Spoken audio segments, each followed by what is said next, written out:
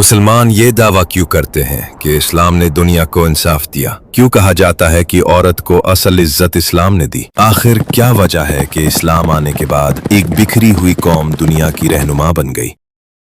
इन सवालों का जवाब तब मिलेगा जब आप इस्लाम से पहले की दुनिया को देखेंगे, जब आप जानेंगे कि अहले अरब किस दौर पर अफसोस करते थे, यानी दौरे जाहिलियत। जब आप पर्शियन सल्तनत के जुल्म और सितम को समझेंगे, जहां बादशाहों के सामने आम इंसान की कोई हैसियत नहीं थी। जब आप रोमन हुकूमत का वो चेहरा देखेंगे जहां मुखालिफ अकीदे रखने वालों को जिंदा जला दिया जाता था, तब आप समझेंगे कि इस्लाम सिर्फ एक मजहब बनकर नहीं आया था, बल्कि अंधेरों में डूबी हुई दुनिया के लिए इंसाफ, रहमत और इंसानियत का पैगाम बनकर आया था। क्या आप अपनी तारीख को जाने बगैर इस्लाम का वकार समझ सकते हैं? इस्लाम का इंसाफ कैसे महसूस कर सकते हैं? और प्यारे नबी सल्लल्लाहु अलैहि वसल्लम की रहमत की अजमत कैसे जान सकते हैं? तारीख सिर्फ गुजरे हुए वाक़ियत का नाम नहीं, बल्कि वो आईना है जिसमें कौमें अपना असल चेहरा देखती हैं। हम आपके सामने तारीख में छुपे वो राज लाएंगे जिन्हें जानकर आप समझेंगे कि दुनिया इस्लाम से पहले कैसी थी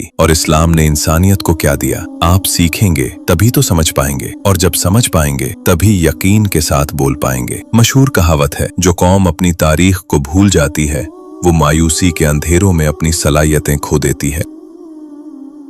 आइए इस्लाम से पहले की मुख्तसर मगर सीखने के लायक तारीख पर नजर डालते हैं और जानते हैं कि प्यारे नबी सल्लल्लाहु अलैहि वसल्लम के आने से पहले अहले अरब का हाल क्या था और उनका सियासी और समाजी निज़ाम कैसा था।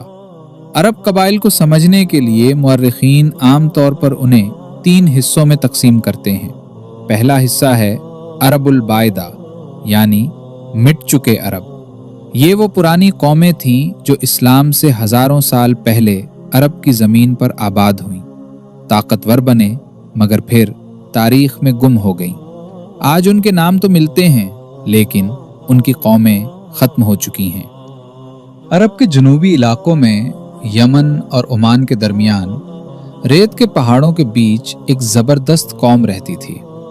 ये लोग बहुत ताकतवर थे, ऊंचे महल बनाते, मजबूत सुतून खड़े करते और अपनी कुव्वत पर फख्र करते थे।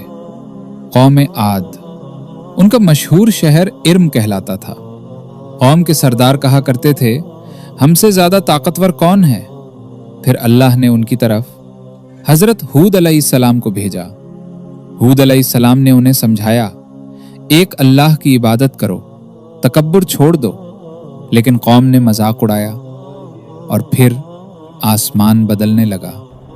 तेज हवा चलनी शुरू हुई। लोगों ने समझा बारिश आ रही है, लेकिन वो हवा अजाब थी। 7 रात और 8 दिन तक आंधी चलती रही। रेत के पहाड़ उठते रहे, जिस्म हवा में उछलते रहे, और फिर कौम आद मिट्टी में मिला दी गई। अरब के शुमाल में पहाड़ों के दरमियान एक और कौम रहती थी, कौम समूद।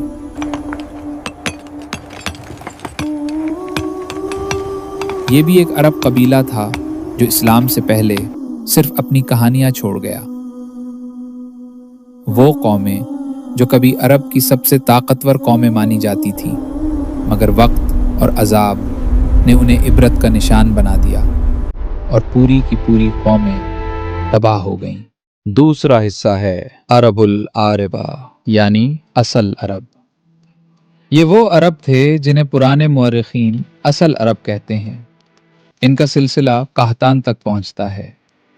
इन्हीं से अरब की असल ज़बान, असल कबायली तहजीब और यमन की पुरानी सल्तनतें उभर कर सामने आईं।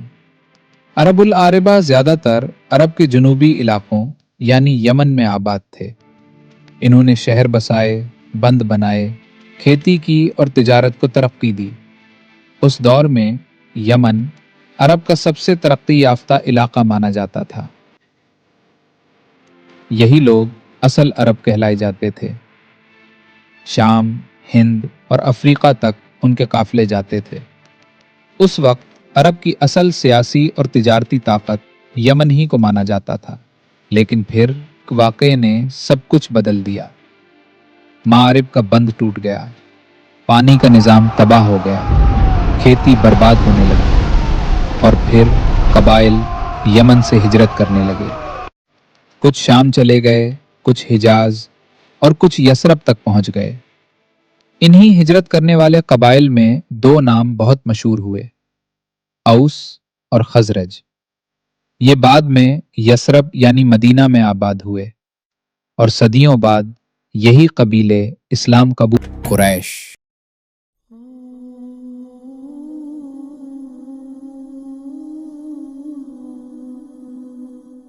ایک دور ایسا بھی تھا جب وہی عرب شرک، بت پرستی اور قبائلی جہالت میں ڈوبا ہوا تھا۔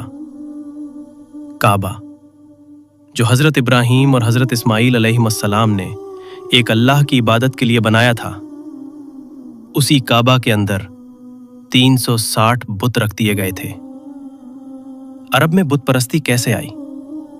شروعات میں عرب زیادہ تر حضرت ابراہیم علیہ السلام کے دین پر تھے۔ وہ اللہ کو مانتے، کعبہ کا احترام کرتے اور حج بھی کرتے تھے۔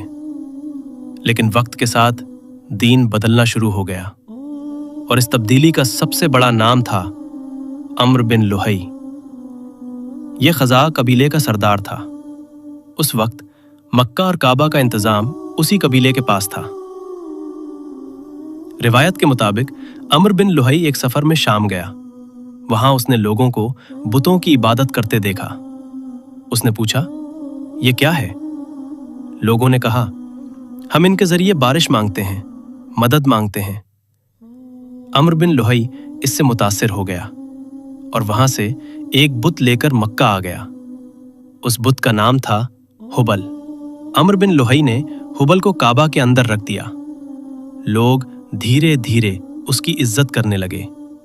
پھر ہر قبیلہ اپنا الگ بت لانے لگا اور دھیرے دھیرے کعبہ۔ بت پرستی صرف پتھروں تک محدود نہیں تھی۔ عرب میں شرک ہر جگہ پھیل چکا تھا۔ لوگ جنات سے ڈرتے، کاہنوں کے پاس جاتے، ستاروں سے نصیب پوچھتے اور قسمت کے تیر چلاتے تھے۔ اس دور میں مکہ صرف ایک شہر نہیں تھا، کعبہ کی وجہ سے پورے عرب کا مرکز تھا۔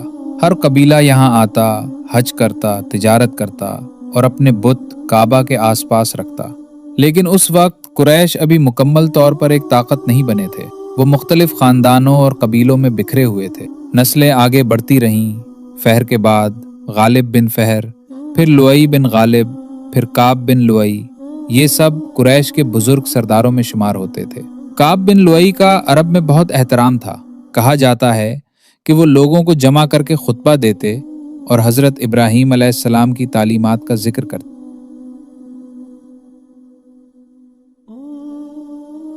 پھر وقت آیا کہ خزاع قبیلے سے سرداری چھین کر قصی بن کلاب نے نظام اپنے ہاتھ میں لے لیا۔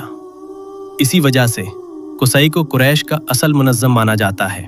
قصی نے صرف حکومت نہیں سنبھالی بلکہ پورا نظام کھڑا کیا۔ انہوں نے دار الندوہ بنائی جہاں قریش کے بڑے فیصلے ہوتے، حاجیوں کو کھانا کھلانے کا نظام بنایا، پانی پلانے کا انتظام کیا اور کعبہ کی چابی کی ذمہ داری طے کی، یعنی مکہ کی سیاست، کعبہ کی خدمت اور عرب کی عزت سب قریش کے ہاتھ میں آنے لگی۔ قصی کے بعد انتظام ان کے بیٹوں میں تقسیم ہوا۔ پھر قریش کے اندر مختلف گھرانے مضبوط ہونے لگے۔ انہی میں ایک گھرانہ تھا بنو عبدی مناف، اور اسی گھرانے سے آگے چل کر دو بہت بڑے سلسلے نکلے، بنو ہاشم اور بنو امیہ۔ پھر آئے عبدی مناف بن قصی۔ عرب میں ان کا بہت وقار تھا۔ ان کے دور میں قریش کی عزت اور بڑھ گئی۔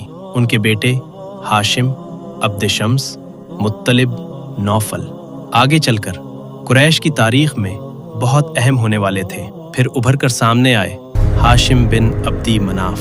یہ وہ شخص تھے جنہوں نے قریش کی تجارت کو نئے مقام تک پہنچا دیا۔ انہوں نے یمن، شام اور دوسرے علاقوں کے حکمرانوں سے معاہدے کیے۔ اب قریش کے قافلے سردیوں میں یمن اور گرمیوں میں شام جانے لگے۔ مکہ کا ریگستانی شہر عرب کا تجارتی مرکز بننے لگا۔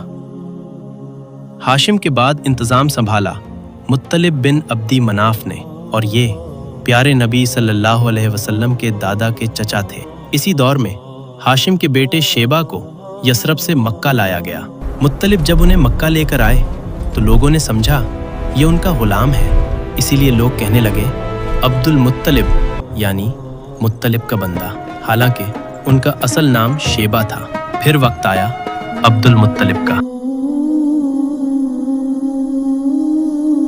लेकिन फिर इसी रेगिस्तान से एक आवाज उठी, एक ऐसी आवाज जिसने बदल दिया अरब का निजाम, सोच, मुआशरा और तारीख का रुख।